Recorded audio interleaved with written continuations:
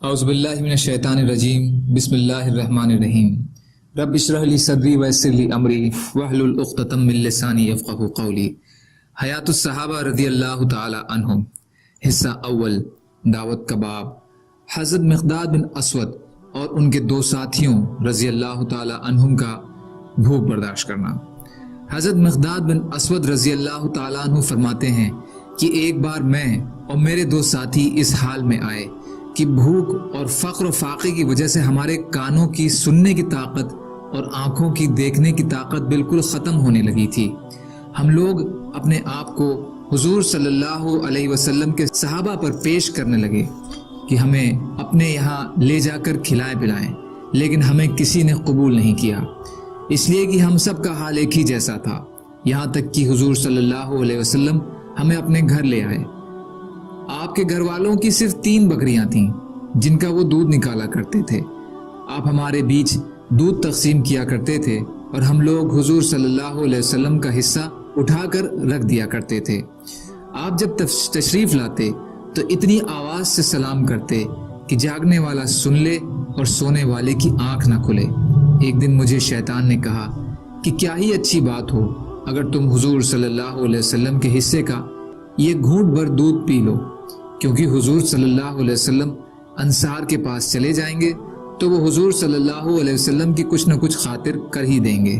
شیطان میرے پیچھے پڑا رہا، یہاں تک کہ میں نے حضور صلی اللہ علیہ وسلم کے حصے کا دودھ پی لیا۔ جب میں پی چکا تو شیطان مجھے شرمندہ کرنے لگا اور کہنے لگا، یہ تم نے کیا کیا؟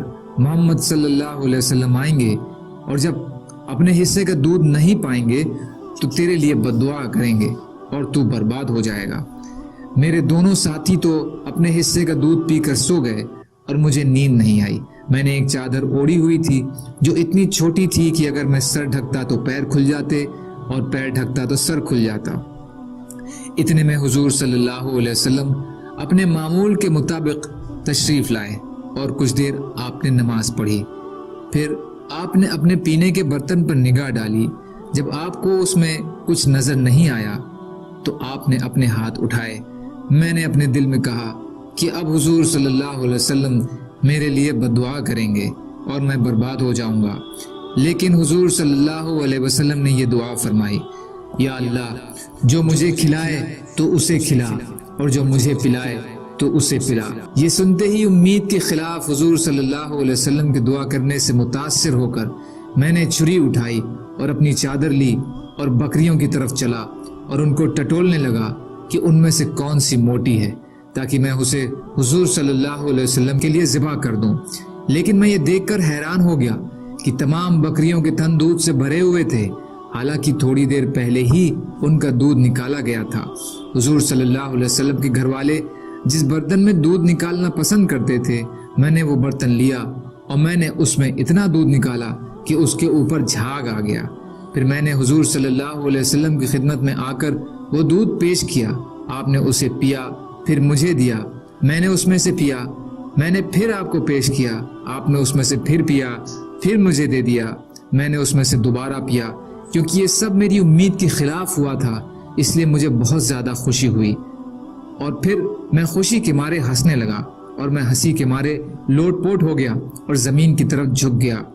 آپ نے مجھ سے فرمایا، مقداد، یہ تیری حرکتوں میں سے ایک حرکت ہے، تو میں نے جو کچھ کیا تھا وہ میں آپ کو سنانے لگا۔ سن کر آپ نے فرمایا، یہ عادت کے خلاف اس وقت بکریوں سے دودھ مل جانا تو صرف اللہ کے فضل و کرم سے ہی ہوا ہے۔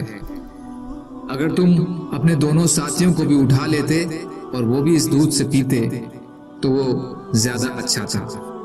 میں نے عرض کیا، قسم ہے اس ذات کی جس نے آپ کو حق دے کر بھیجا ہے، جب آپ نے یہ دودھ پیا اور آپ کا بچا ہوا دودھ مجھے مل گیا تو اب مجھے کسی کی پرواہ نہیں ہے، کسی کو ملے یا نہ ملے۔ یہ حدیث حلیہ حصہ 1 پیج نمبر 173 پہ ہے۔ یہ انہوں نے حضور صلی اللہ علیہ وسلم کے تبرک کے مل جانے پر خوشی ظاہر کرنے کے لیے کہا ہے۔ ابو نعیم نے تاریخ کے ذریعے یہ روایت یوں بیان کی ہے کہ مقداد رضی اللہ عنہ فرماتے ہیں کہ جب ہم لوگ مدینے پہنچے تو حضور صلی اللہ علیہ وسلم نے ہمیں 10 کر کے ہر گھر پر بانٹ دیا۔ میں ان 10 مسلمانوں میں سے تھا جو حضور صلی اللہ علیہ وسلم کے حصے میں آئے تھے، اور ہمارے پاس صرف ایک بکری تھی جس کا دودھ ہم آپس میں بانٹ لیا کرتے تھے۔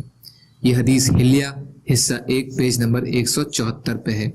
سبحان اللہ و بحمدہ، سبحانک اللہم بحمدک، اشہد ان لا الہ الا انت، استغفرک و اتوب الیک۔ سبحان ربک رب العزت عما یصفون وسلام علی المرسلین والحمد للہ رب العالمین برحمتک یا ارحم الراحمین۔ لا الہ الا اللہ محمد رسول اللہ۔